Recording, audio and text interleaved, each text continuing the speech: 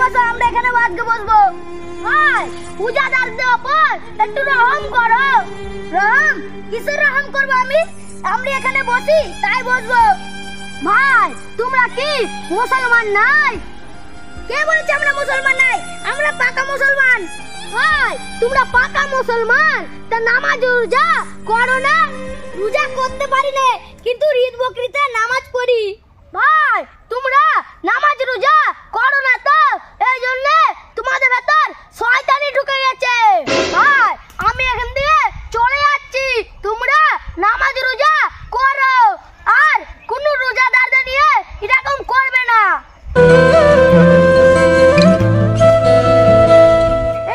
ভালো করে শুনলি, ও তো আমাদের শয়তান বললো। ওকে ডাক, ওকে ডাক। তাই তো, এই শোন।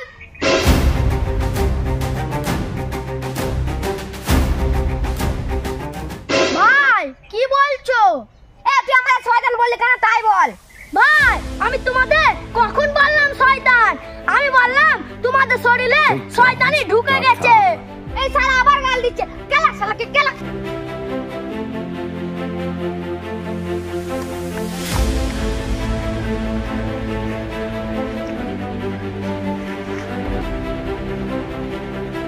ভাই তোমাদের লাগেনি তো? আল্লাহ তোমাদের হিদায়াত দান করুক।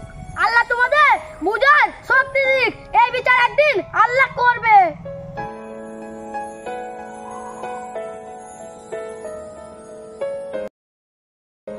বুঝলি 2 ঘন্টা হয়ে গেল। ওকে মারার পর থেকে আমার শরীরটা হাত পা করছে, আর ভালো হচ্ছে না। আমাদের এরকম হচ্ছে। আমার মনে হয় পূজাদারকে মারা ঠিক হয়নি। চল ওকে খুঁজি গে, ওর কাছে ক্ষমা চেয়ে নেবো। ঠিক আছে চল।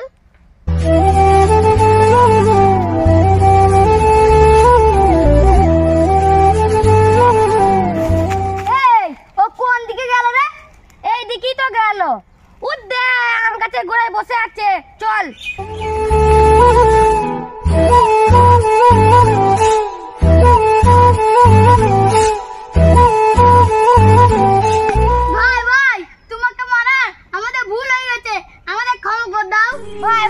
আমারও অন্যায় হয়ে গেছে, আমাকেও ক্ষমা করে দাও।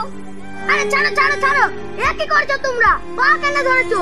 আমার এটাই ভালো লাগছে যে তোমরা নিজেদের ভুল বুঝতে পেরেছো। কখনো কোনো পূজাদারদের নিয়ে এরকম করবে না। পারলে তুমি নামাজটা পড়ো। ঠিক আছে ভাই, এবার থেকে আমরা নামাজ রোজা অবশ্যই করব। আল্লাহ তোমাদের হিদায়াত দান করুক। Thank you.